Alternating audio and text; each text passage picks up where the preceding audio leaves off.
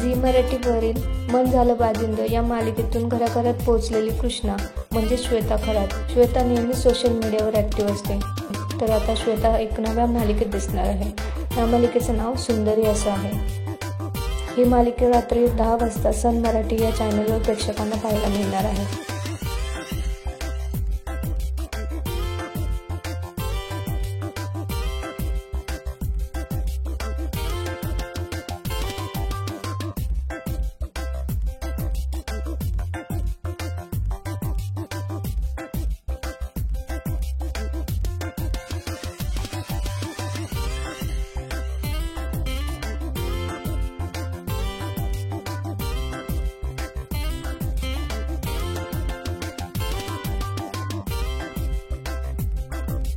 तुम्हाला श्वेताला या नव्या मालिकेमध्ये पाहायला आवडेल का, हे आम्हाला कमेंटमध्ये नक्की सांगा.